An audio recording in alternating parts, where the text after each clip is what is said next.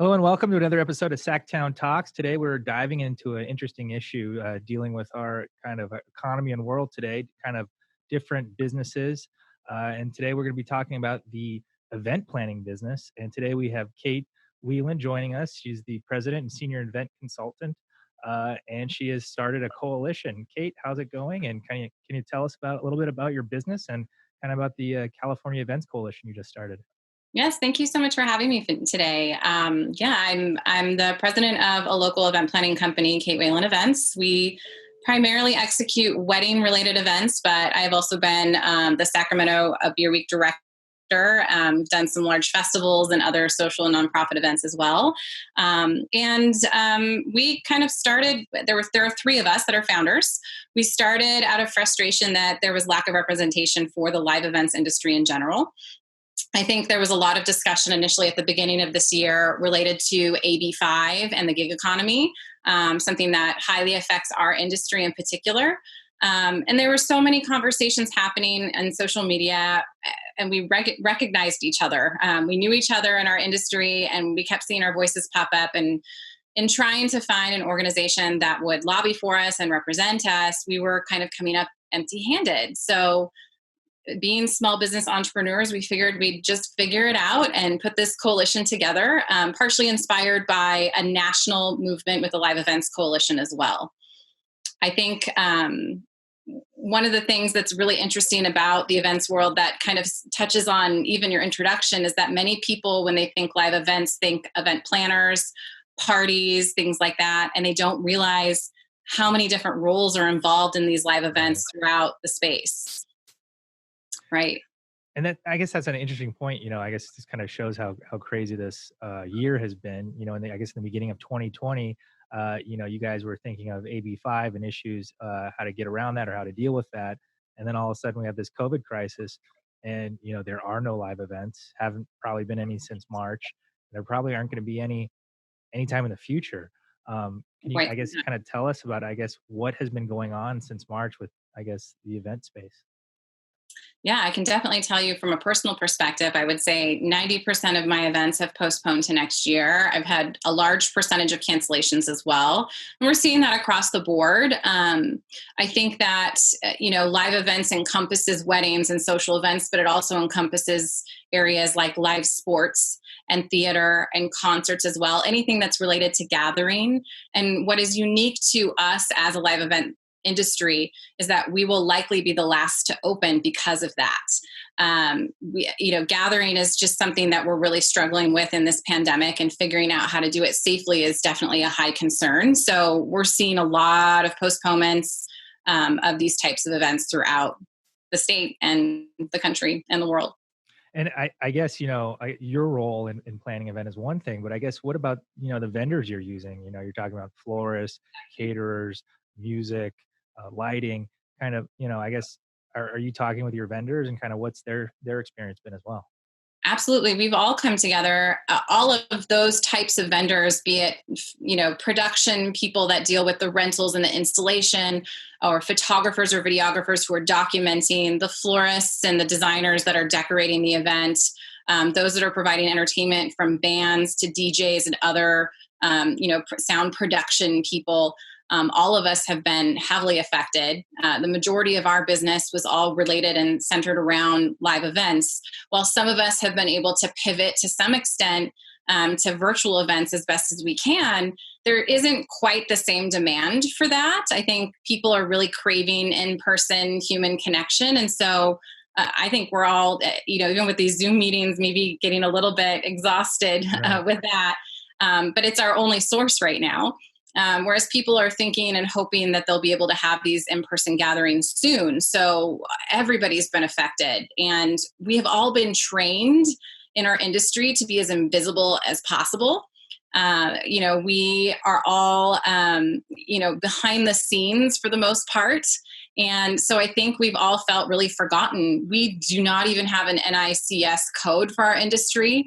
There are literally 3 billion jobs just in the state of California for social and wedding events, and 3 million jobs, It's like, wow, and quite 300 million or billion in. I feel like I'm messing that up. I'm sorry. there's a lot of Yeah, jobs there's out a there. lot of revenue. There's a lot of jobs that we feel are being forgotten and not considered when you take these SBA surveys or these local city economic surveys. There's not really a category that fits a lot of us. We have hospitality and entertainment and other type of categories that we could maybe fit in, but the policies and procedures that are coming out and the consideration for those industries don't really fit for those of us in live events. So we feel forgotten and we want to be a part of the plan and the solution moving forward. That's totally interesting that you say you feel forgotten because, I am guilty of that. I didn't even ponder this until kind of you reached out. And you're totally right. This is kind of a forgotten segment of the economy. And kind of, you keep seeing these big, events that are usually planned. We have political events, a lot of golf tournaments. We have a lot of, conventions that are being canceled, all pushed to next year. So, that's a really good point is, I guess the details and the different vendors that go into this, it's a large part of the economy that's not being taken care of. I guess, we have PPP loans, we have unemployment. I guess are those helping to bridge the gap at all, or is there something out there that is helping you guys, I guess, stay afloat right now? I think the PPP and the EIDL loans through the SBA have been helpful. The structure of those seem to be in place for a business that's going to be able to reopen in some capacity sooner than later. Most of the funding for the PPP is for 8 weeks. They did recently extend, the coverage for or the recovery for 24 weeks, but it's just not going to be enough for us. We are going to be out of work for much longer than that, it looks like. So I think 8 weeks of income just doesn't cover us. And Right. EIDL loans, while they're wonderful, if we're not working, it's going to be very difficult for us to be able to pay back money with a loan. It's just really hard for these businesses to recover. No, totally. I guess another thing you brought up earlier, I guess, something that we were talking about earlier in the year, AB5 and different, businesses that I guess weren't thought of in the beginning when this bill was implemented. Can you kind of, I guess, touch upon AB5 and I guess how you see it affecting your business? Well, it directly affects my business. On a day to day basis, I do have administrative staff in our office that we typically work with to execute events. But on the day of the event itself, I typically hire contracted professionals to work the event with me who are well trained and working as day of staff. In fact, they are, under the letter of the law through the federal guidelines for classification, true contractors. We have a contract with them, they use their own equipment, they don't need to be trained. And they work for multiple different planning businesses throughout the year to meet their income needs. When AB5 hit, we lost a lot of those relationships. A lot of them were not interested in becoming employees. They really wanted to maintain their small business and continue operating as a sole prop. And so it became really difficult for us to staff those events because we were no longer able to find people that were experienced, that we didn't have to train Right. to work these events on such a short time frame. So I see that happening across the board. That happens with event planners like myself, event designers, florists, caterers, specifically working for event staff for their event. Bands, the gig economy for Right. bands was highly affected. We work with a lot of bands for events, and they have a different team every weekend because it really depends on who's available. So we're seeing that struggle across the board, and it's not just a matter of these people not being fairly represented. These businesses really want to be a business and not an employee. And we don't have a lobbyist that fights for the live event sector in California. And so I feel like that's maybe why we were not considered in that decision. Yeah, it's interesting. Earlier, last month we talked to a member of a writing association, and they worked with Assemblywoman Gonzalez on getting a carve out for writers. I guess have you approached your group approached Miss Gonzalez about seeing a carve out for the live event space? I know some bands have sought this, but I guess the event planning group as a whole? Have you guys sought a carve out for AB5? So I think at this point, we have been completely redirected to COVID. It's definitely something that's on our, you know, radar. It's something that we want to work on soon. But I think currently we're so inundated with COVID-19 issues that we've diverted our energies that direction. You were earlier talking about, I guess, how most people are just completely canceling events this year and are rebooking 2021. I guess, we're going to see, I guess, a lot of demand in 2021, but not a lot of supply. Are there already, I guess, date problems? Are there available dates in 2021? Is it that easy, I guess, to make up, lost business this year and just carry it forward? I think the struggle isn't necessarily in finding the dates.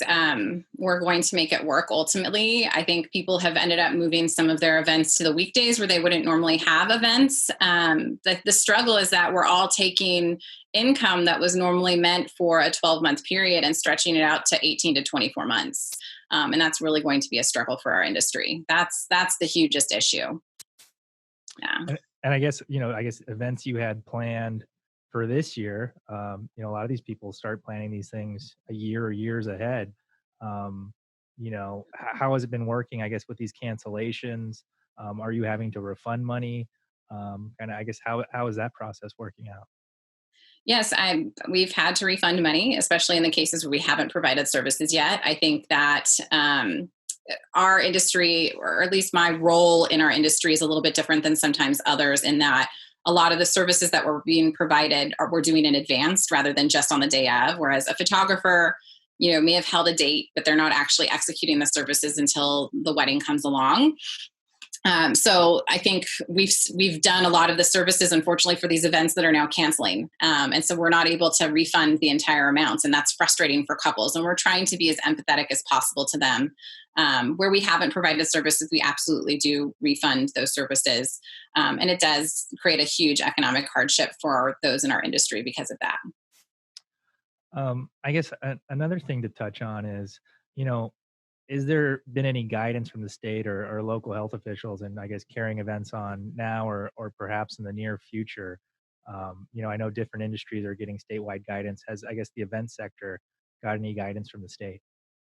I think that's probably the most frustrating part of the experience that we've had thus far, in that there has been some guidance, but I think it's probably geared more towards religious events than anything. I think Right. wedding ceremonies can fall under that. So currently the statewide guidance that we have thus far is a ceremony that for up to 100 people outdoors, with no socializing before or after and no food service. So I don't know the last time that you went to a wedding that was just a ceremony and you Dream immediately wedding. but it's not really feasible. There are some counties throughout the state of California that are allowing gatherings up to 12 people. So we're seeing a lot of elopements where some of our clients have opted to get married on their original date with just their immediate family and then postpone the big celebration to later next year. But the problem is that these guidelines are literally county by county. And so what we're seeing happen is people who maybe reside in or planning on having an event in a certain county are now moving their event to another county that accommodates their wishes or maybe isn't following the rules as stringently. One of the things that we're seeing quite heavily right now, because there is a lack of guidelines for events in particular, is that people are taking the little bits of information that they're finding on the county websites and running with it. So we're seeing a lot of like unsanctioned events or illegal events. This is a problem because, as you may have noted, our governor has even stated the reason that our numbers are spiking are from private events and social events Right. that are happening against the rules. And without guidance, people will continue to do that. We did see last week some task forces put together that allowed some, I think when we rolled back from the stage or the part of stage 3 that we're in, maybe 3.5 back to 3. 19 counties kind of rolled back and stopped allowing in building dining. An additional 6 more counties were added on Monday due to spiking numbers. And then over the weekend, the state created those licensing task forces for ABC. They did, I think, nearly 6,000 visits over the holiday weekend. And The Department of Industrial Relations and Division of Occupational Safety and Health did over like 441 contacts via in-person visits, phone, and email over the weekend as well. So I think that we're trying to educate our constituency to understand that these illegal events are going to keep us oscillating between stage 3 and stage 3.5 if we don't nip it in the bud.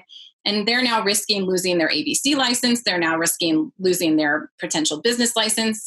I know LA County is discussing fining for illegal events. So we want to make sure that people are really following these guidelines, because ultimately we want to be taken seriously as an industry. We want to have a seat at the table to discuss potential guidelines that could be applied statewide. And, if we're able, we want to be taken seriously so that we can have these guidelines and use them moving forward and actually open up safely. Yeah, it's an interesting point. Today the governor touched upon this in his remarks today at noon about, he estimates that, 60% of the economy never shut down. Mm-hmm. And that's because people just aren't following the orders. People aren't listening. And when you have such a large group not following, that's why we're seeing these infections spread. I guess, do you guys see any hope or light at the end of the tunnel that there might be some events in 2020? I think that if we have a vaccine and maybe some medication that will help ensure the safety of our population, yes. I think also we could be putting in some guidelines that are similar to what we're doing for restaurants for some kind of dining at live events, so long as we're following similar guidelines and helping stop the spread. The type of live events that I'm seeing that are illegal I see them on my social media feed from industry colleagues where people are having outdoor dancing with no masks with large groups. So if we could nip those things in the bud and operate safely, I think we could have businesses open with these guidelines in place and still slow the spread. Something you touched on earlier, I guess, is digital events. I guess every industry is trying to look for a way to survive this day and age. I guess, have you had any experience in doing digital events? And I guess kind of what is the demand for people to kind of switch from, an in-person event to a digital event? We have had some interest in a digital event. Most often it's for clients who are having an elopement or a smaller wedding and wanting to broadcast that to the family that can't make it. Less often it's just a primarily digital event. We had some partners that provided a really cool I do TV as one of them, a really cool like wedding digital experience where it was completely done online, and not a lot of our clients have been interested in that. We did have experience with Big Day of Giving in one of our nonprofit organizations that we work with annually. One of our philanthropic relationships that we have with the B Street Theater, and they had, I think, 3 times the amount of fundraising that they normally have for Big Day of Giving with their virtual event. So it really just depends on, I think, the level of intimacy that you're wanting to have with the attendees. Weddings are a little bit harder to translate, whereas a corporate event is maybe a little bit easier for people to digest. Really, that's interesting. Yeah, that's something I guess I've been seeing recently is fundraisers, virtual fundraisers, or even political fundraisers. They're reaping in larger numbers than ever. I guess, why do you attribute that these virtual events are able to, I guess, generate more revenue? I think we're kind of held captive in a lot of ways right now. So I don't know about you, but in my daily life, I was constantly being distracted by so many things, even moving throughout my day and not being at home. And right now, we really just have what we have in front of us at our home. So I think it's a little bit easier for people to have their attention captured and have them be more involved in a virtual setting because of that. Earlier you touched upon, I guess, how, counties are there's this patchwork plan of guidance for events. You said that maybe a statewide guidance would be helpful. I guess, is there anything else that the state or the legislature you feel could do to, I guess, help your space? Well, we do have the Restart Act. I know that there's been a lot of discussion about the HEROES Act, which we also support, but due to the fact that we really need funding for these businesses, since we're not going to be able to operate soon, we are pushing the Restart Act, which is a Congress bill that really, the initial part of it expanded the PPP for a shorter period of time than the interim final rule actually expanded it. So we feel that's been taken care of. But the latter part of the Restart Act really addresses another type of loan that finances the equivalent of 6 months worth of fixed operating costs. And I think, talking about 8 weeks previously, that's getting a restaurant through until that they could do some kind of modified operations. But we have no modified operations right now, and we probably won't for quite some time. So this Restart Act really allows us to kind of expand the funding for a forgivable loan for small businesses that they could really utilize on a short-term basis. And I guess, other types of businesses like yourself, aren't able to operate right now. Is there like a coalition behind this Restart Act? Yes, absolutely. The California Events Coalition is our local chapter that we founded. But there's also a national live events coalition that has brought the Restart Act to us and has joined all of our partners in other states as well. So the California Events Coalition was founded really to create some kind of representation for our industry related to COVID-19, but also AB5 eventually. We really are here to advocate, to support our industry, but we also want to educate. I think talking earlier about these different county rules and regulations, it's very difficult for these vendors and those members of the live events industry to find what their local county health ordinance is. Every website is different. The information's in a different location. So we're here to educate what those current guidelines are, and we want to create a space that links to the direct updates to every local county health ordinance area, and have monitors that are constantly following those pages to look for updates so that you can get the most current information on our website as well. So we want to be able to provide those resources to people. We do have some letters that people can send if they come to our website to get in front of their representatives. And there's other services that we'll be providing moving forward as well. Yeah, that's interesting. Thing you bring up is, every county has a different level of funding, has a different website. So it is extremely difficult to get that information. That's a great service that you guys are providing for your members to get that info out.